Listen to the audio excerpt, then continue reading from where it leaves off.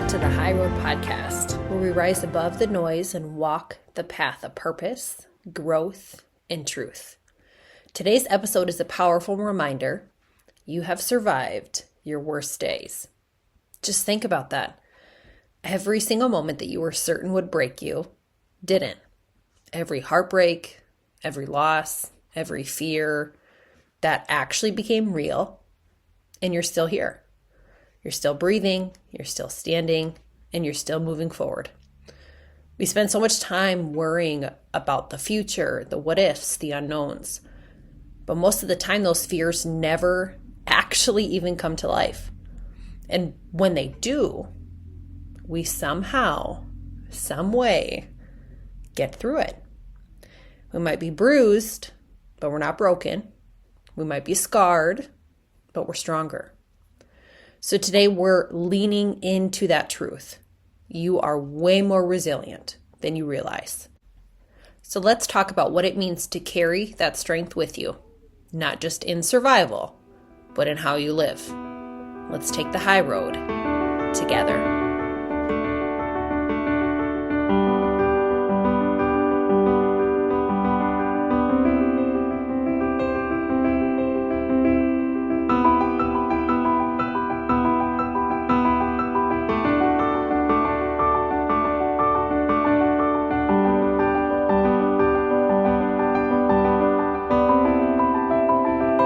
So again, welcome to the High Road Podcast. This is your host, Maddie. And today I want to talk about so many amazing things that are really just coming to my heart. But most importantly, I want to give you today some strategies that you can use that are not hard, that don't cost money, things that you probably already know, but you just need maybe a connection or someone to fill in the gap. Maybe you need a couple ideas how to actually utilize these things in your life. So I'm going to give you some strategies. I'm even going to give you some research behind worrying and stress and why people do it. I'm also going to give you some one-on-one experience of personal things that have happened in my own life that I have now given myself credit for. And been like, wow, I went through that and I got through it. And here I am, I'm still standing. And that also is the story for you. For every single listener, you have gotten through hard things in this life. And so let's take credit for those things. And let's understand that there are things that we worry about. There are what if scenarios and stressors that do happen. Some do not. And they just stay in our brain and we let go of them, or at least we should release them. And other things do happen. And we just have to be able to be like, you know what? I've done this before. I've done hard things before, and I can do it again. So let's dive right in today. Let's talk about the what if situations that absolutely ruin us to the core. It is something that has destroyed me as a person at times. And I'm talking, I couldn't go to work. I couldn't sleep. It affected my relationships with people. It affected my attitude. It affected the way that I parented. Things 100% controlled me because I worried and I stressed and I had no outlet. I had no coping mechanisms, how to deal with these things. And I also was not giving myself credit for all of the hard things that I had already gone through that were very similar to the things that were stressing me out at the time or even now, present. And it's like, we have to be like, I've done this before. I can do it again. So when I started going to therapy, this is a few years back, I would go to my therapist. And after I had found a really good one that I really just connected very well with, I would go, and that poor girl, thank God that she was so good at her job. I swear she probably needed, a whole energy drink. She probably needed a nap before. She probably needed to do some self-care before, because I would come flying in, sometimes my face red, I'm sweating because I was so filled with anxiety. Sometimes she would just look at me and be like, whoa, what is going on here? I mean, she could just tell. And that that poor thing, she just was so incredible. Yes, that was her job, but like it was over the top with me. So I came in there with all of my what ifs, all of my worst case scenarios, all of my worries. And I would go in and I would tell her, okay, this is what I'm scared of. Well, I'm scared of never being financially stable. I'm scared of not being able to provide for my children. I'm really scared of not being able to, pay for their activities because I already can't pay for a lot of things and I'm already struggling. And, what if my credit score never gets any better? And what if I can't pay off this debt and my kids just have the crappiest life because of it, because we have no money? And I would go from like maybe a little like a rational thought to be like, yeah, I mean, I'm worried about money. Money's hard. Money's hard for most people, to just this like, we're going to be living in a box. I mean, and she would have to just, thank God for her, she would just listen to me, but I would like be talking about these things out loud and be like, holy smokes, I'm really cycling here. I would talk about my fear of being disappointed by people. And this is something that I've always struggled with. So I struggle with this, in my relationships with people. And I, for the longest time, didn't even put myself in certain positions, because if it put me in a position to be disappointed by someone, I was going to make sure to get myself out of it first, or, just not do it at all.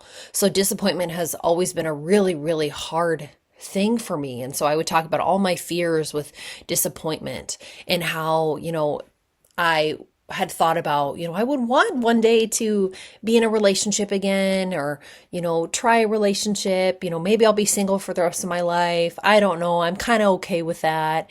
And I would go through just all of my fears of being in a relationship. And, if I put myself in a position to be in a relationship, that means that I could get cheated on. That means that I could get heartbroken. That means that my kids could get heartbroken. Right? And just all of these fears that I had with that thought. I would talk to my therapist about, my children's father and my fear of him never taking accountability for his actions. And actually my fear of when they grow up, him somehow finding a way to twist and manipulate, the reality as to what maybe his reality is, or a false reality, and make it seem like, like I'm the bad guy. And then I would talk about all of this fear that I would have about my children resenting me and my children wanting nothing to do with me, and, all of this stuff. And so I would tell her all of these things, and I would just ramble. And, finally, she would just look at me when I was done, and she would just, I'll never forget, like it's like it happened yesterday. She would be like, you're right. These things actually could happen. You're exactly right. And my mouth just like dropped to the floor. And in that moment, I was like, whoa, you're my therapist. You're supposed to make me feel better. Like, this is not what I'm here for. And then I kind of took a step back and I'm like, whoa, she's a good therapist. She's not going to tell me what I want to hear. She's going to, give me some skills and some resources to help me work through these really hard things. And so she looked at me after she had said, you're right. All of these things could happen. But she goes, but you've done the worst part before. And look at you now, you got through it. If you needed to, you probably could do it again. And I just was like, like my mind exploded, because that moment rewired my brain for me. At that point, I had never given myself credit for all of the hard crap that I had gone through. And I think as people, we don't give ourselves like enough credit. We go through hard stuff. This life is so hard. There are things that come at us that we never ask for. There are things that come at us that are not our responsibility to deal with. And yet they're hard. And it's like all of a sudden we look back and we're like, whoa, I need to give myself credit for that. I got through that and I'm still standing. And it was this moment of like resilience for me. For the first time, I was kind of able to look at myself like not as just this weak person who didn't have this perfect life like I thought that I would.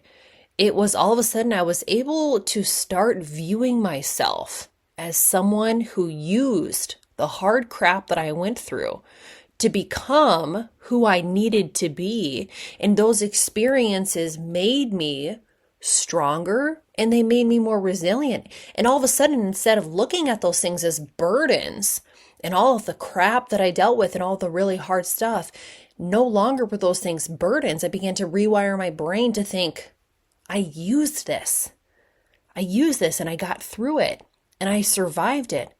And now I have more experience and now I'm stronger and now I have more resources and now I have, more people, more relationships that were built out of those things. I can connect with more people. I can have more empathy. All of these amazing things came out of that crap.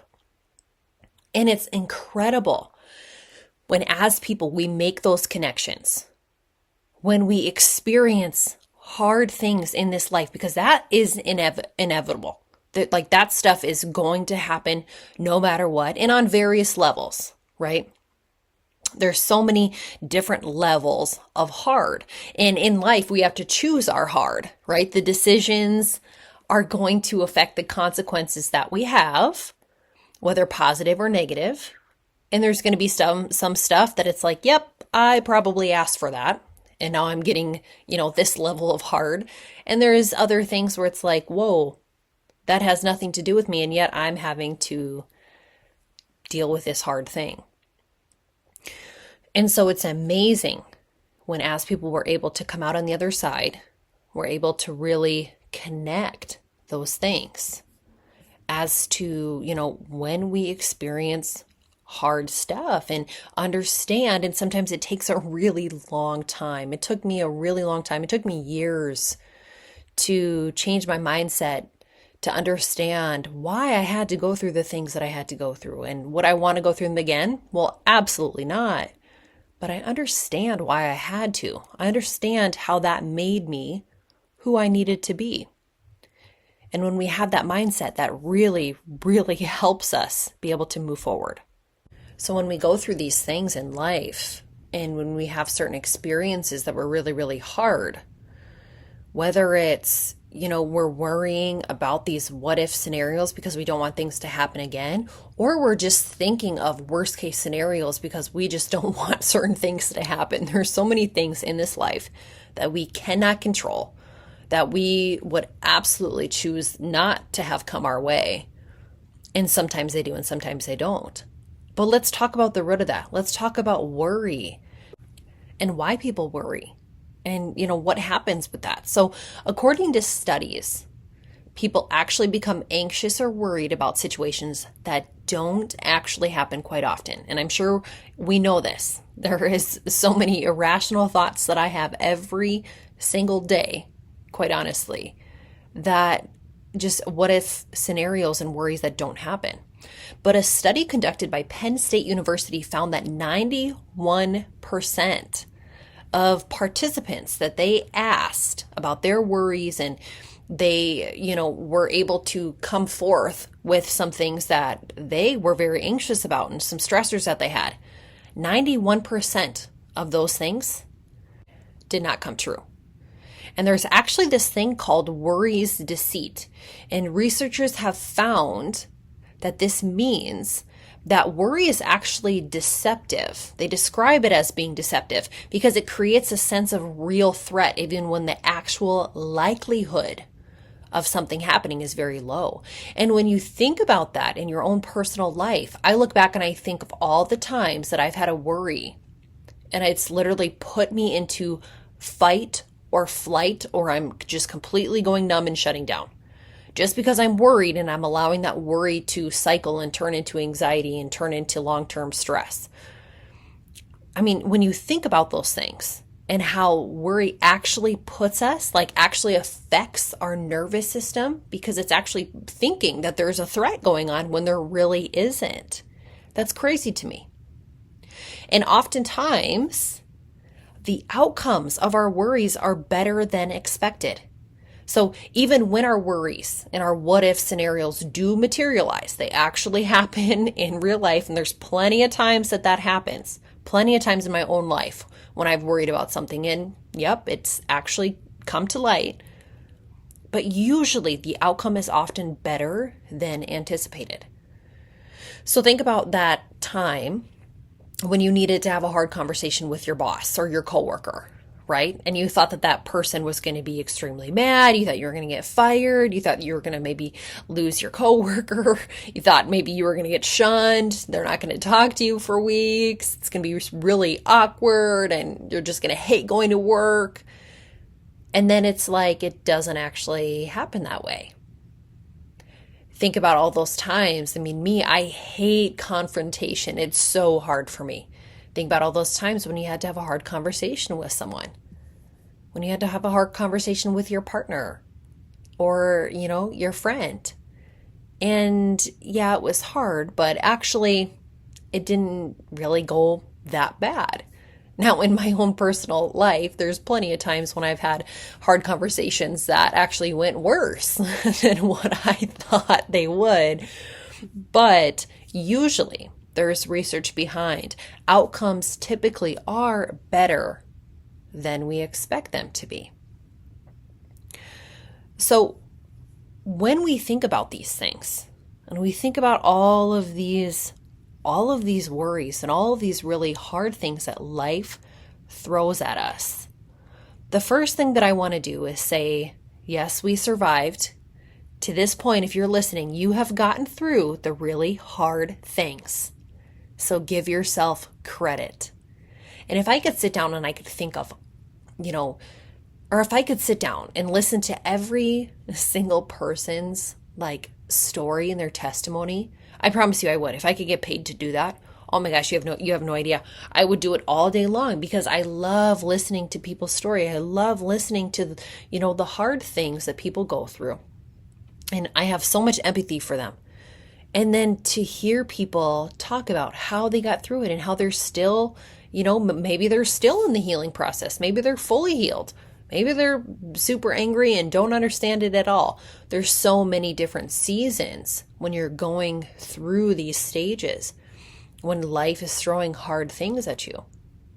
But I think it's really important as we're talking about this, so we're talking about the hard things that life throws at us, to understand this is not me saying you survived it, you got through it, and therefore you can keep doing it again. And it's in a belittling standpoint, because it's not. This episode is not to undermine hard situations. It's really important to take time and to heal from things. But sometimes, depending on the level of hard that this life is throwing at you, it takes extensive time. And sometimes you're right in the middle of it. And sometimes you're not understanding why. And sometimes we are choosing healing, and sometimes we're choosing, no, I'm not ready to heal, and I'm freaking pissed, and I hate this. And, you're sitting in anger or sadness or grief. Whatever the case is, there's so many hard things, and there's so many various levels. So understand that there is no time limit, right? This is your journey. This is your version of healing, and it's your own process, and nobody can do that for you, and there's no time limit for it. For me, it took years. It took so many years of understanding, of rewiring my brain. It took me years of growing, maturing, gaining experiences and new perspectives, and just changing my mindset and seeking help with the things that I struggled with. It took me a long time to even ask for help, to get help from other people. And I had to truly reach my lowest point. My point when I looked in the mirror and I didn't even recognize myself. Things were so hard. It was beginning to really change me. I didn't have the coping skills. I didn't know what I was doing. And I didn't know what my future looked like. And so it was incredibly scary. And truthfully, that fear and the guilt that I was feeling and the shame that I was feeling and all the negative things, it really changed who I was. And so it took me a really long time to finally look at myself in the mirror and to be like, I don't want to feel this anymore. And I don't want to be this person anymore. So I need help. And I needed help with, from other people, people that loved me, supported me, cared about me. And, then from professionals, from therapists. And I think it's so important, as we're continuing to move on in this topic, as we're talking about worry, to really understand that there truly is nothing in this life that we really can control. And when you think of it in a way, it's like, holy crap, you would have told me that 2 years ago. I would have just right away, that is going to affect my nervous system it's going to put me in a fight or flight, just knowing that I can't control very much. But it's the truth. And unfortunately, bad things do happen. And unfortunately, we do worry and we do stress because of those things, because of experiences that we've had, because of the negative things in this world that we just can't control. Truly, the only thing that we really can control is ourselves, is our response. We can't control how people act. We can't control what people say. We can't control what happens in other countries. We can't control political views and if we're invited to things or if our kids are invited to things. We can't control those things, but we can control how we respond.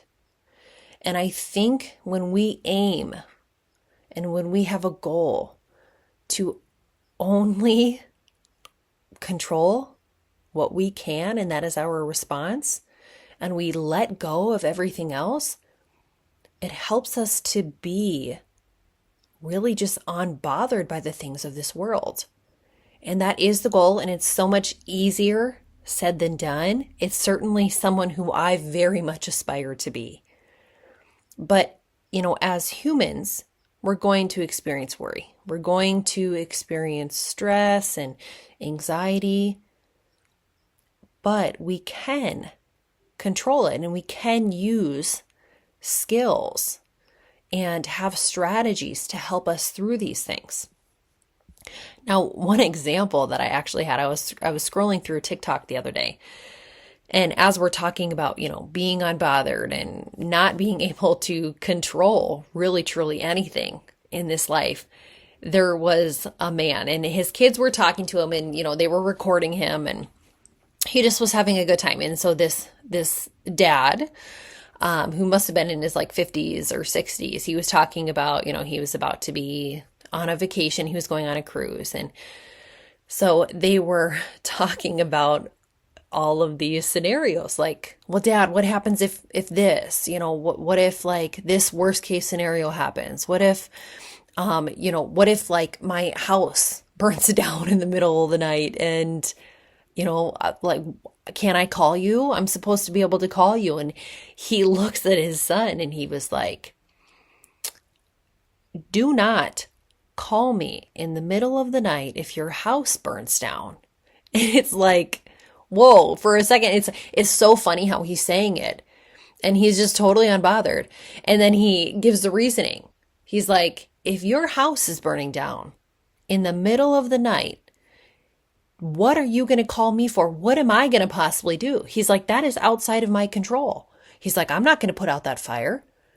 And he's like, the best thing that you can do is you can let me sleep and I'm going to wake up in the morning and I'm going to go to my job and I'm going to help you pay for it.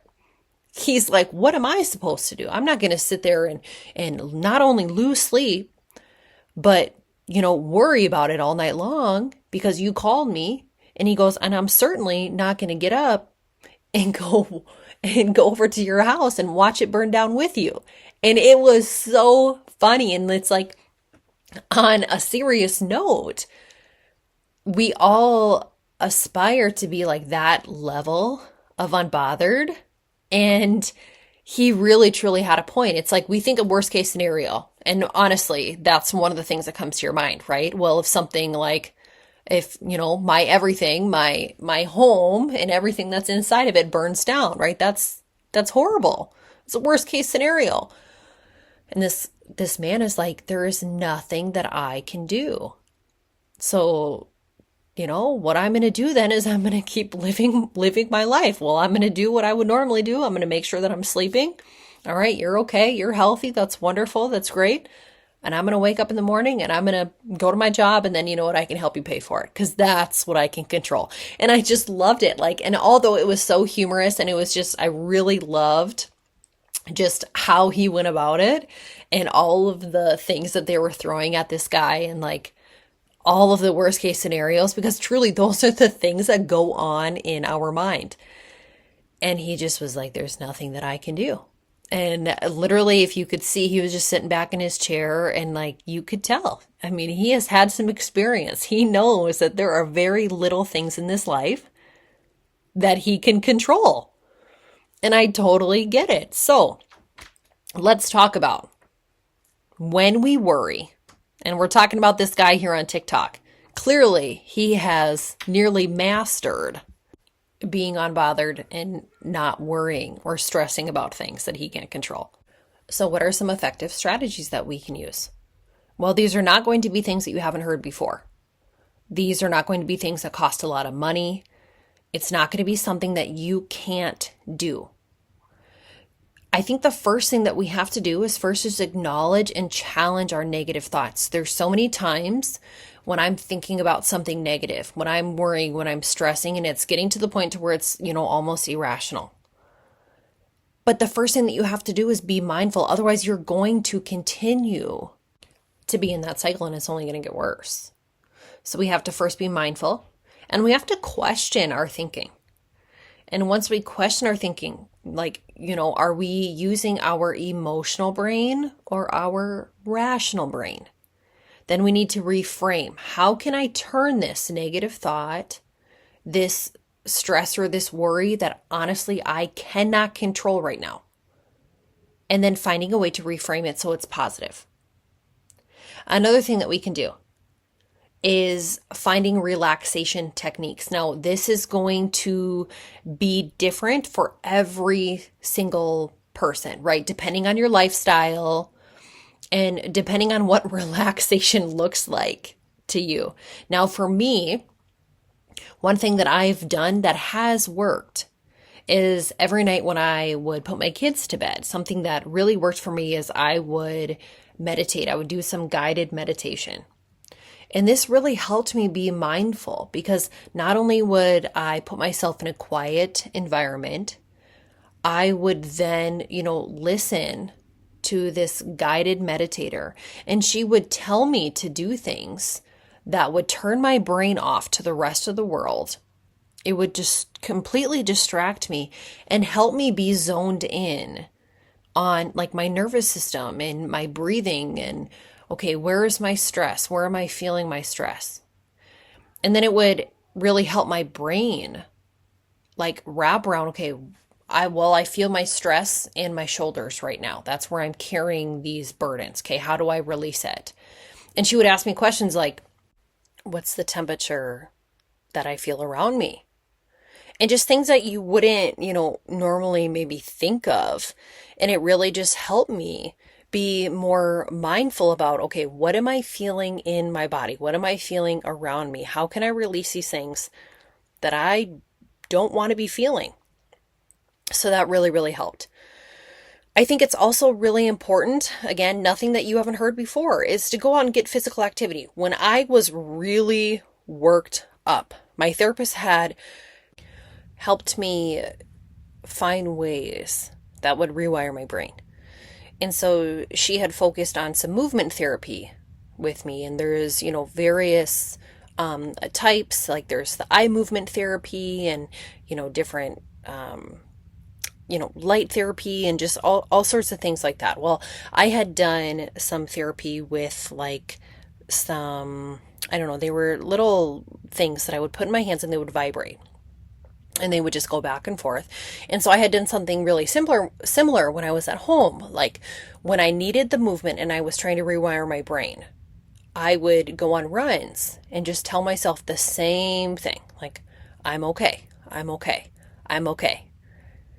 And that would help me as I'm running, right? I'm doing those steps and it kind of sounds crazy. So I'm repeating that thought in my brain over and over and over again. As I'm running, as I'm taking every single step, Right foot, I'm okay. Left foot, I'm okay. Right foot, I'm okay. Left foot, I'm okay.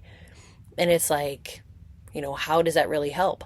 But over time, it absolutely began to rewire my brain, and just getting physical activity. We know that that's good for us. Whether it's, you're just going and walking around the block, like it doesn't have to be anything super strenuous. The gym has been an extreme outlet for me. It's something that I have found where I go because that's where I can control. I can control how hard I'm going to work, right? Because at the end of the day, your biggest competitor is you.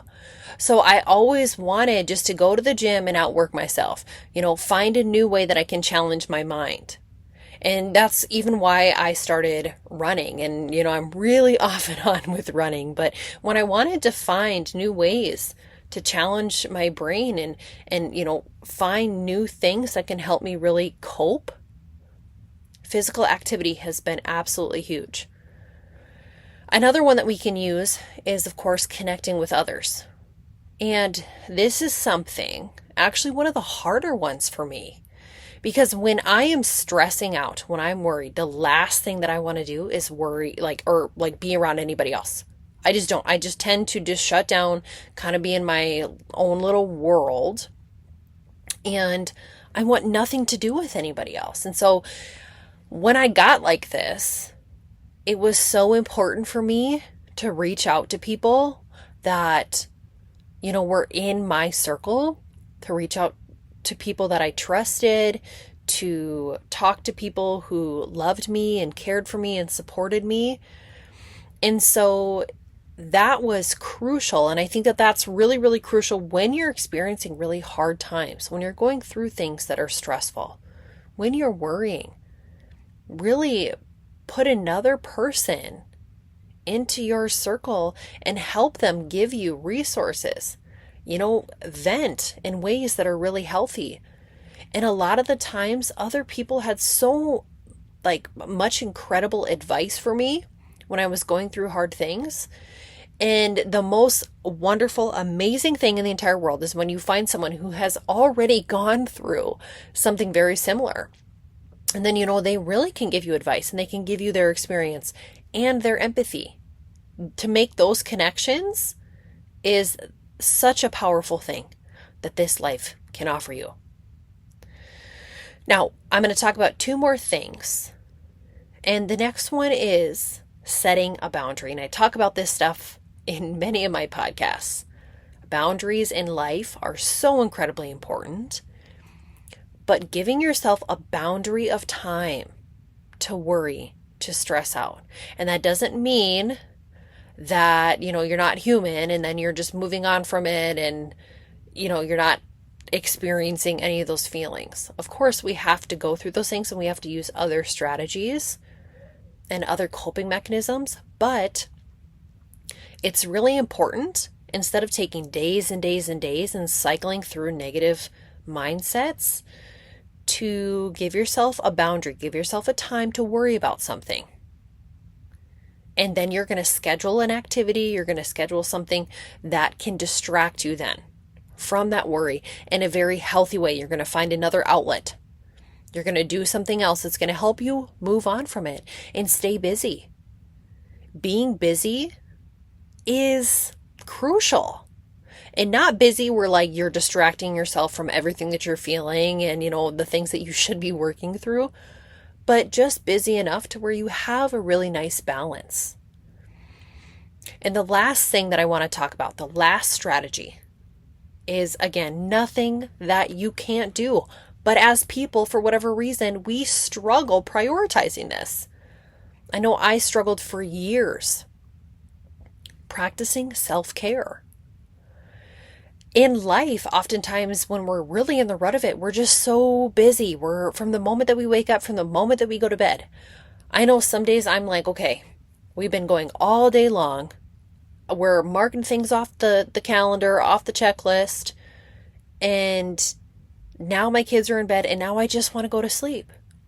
And then before I know it, it's like, wait, I haven't done anything for myself lately. So making sure that we're finding that balance, that we are using, some self-care strategies, that we're journaling, we're getting some fresh air, we're, taking long showers or baths or whatever, going to the gym. It doesn't have to be anything. And this is something too that's like based off of what your lifestyle looks like. You can take 5 minutes of self-care. You can literally take 5 minutes of walking in the grass, looking at the sunshine. Like that is 100% self-care. It doesn't have to be something that is, okay, I'm going to go get my nails done for an hour and a half, or I have to go spend $100 to go get a massage. Those things are nice when we can do those things, but that's not always realistic for me. So making sure that whatever whatever self-care looks like for us, that we are doing it. That's so incredibly important. Now, today we have talked about some strategies. I've given you some personal, experiences that I've had. And I want you to know that we truly are so much more capable than what we think we are. I will never forget when my therapist told me that I had already gone through these things. I had already gone through financial hardship. I had already gone through hard relationships, being disrespected, being cheated on. I had already gone through heartbreak. I had already gone through things with my children's father that was really hard. I had already gone through feeling, just defeated by single parenthood and just motherhood in general. I had already gone through those things. And at that very moment, I decided to give myself credit. So today, wherever you are in this process, I hope that you truly look at life as a beautiful process, knowing that there are so many things in this life that we can't control. However, when hard things come our way, we can control our response to them. And we are so much stronger than we know. So as you're listening right now, I want you to take a breath and remember every moment you thought would break you did not. You've already lived through some of your darkest days, and still you rise. Yes, life is going to throw us curveballs. Yes, the unknown absolutely can be terrifying. But the truth is, you've already proven something most people forget. You are capable of surviving what you once thought you could not. You are not fragile. You are not failing. And you're not broken. You are becoming. And understand that we can use the hard things that we have faced in this life to help us be exactly who we are supposed to be. And so the next time worry creeps in, let your past remind you of your power. Because the high road is not the easy one, but it's the one where you grow. And you're not walking it alone. So thank you for showing up today, for choosing growth, for choosing truth.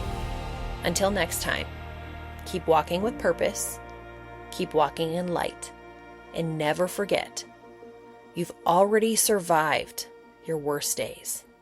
So what's ahead? Whatever it is, you got this. God bless you.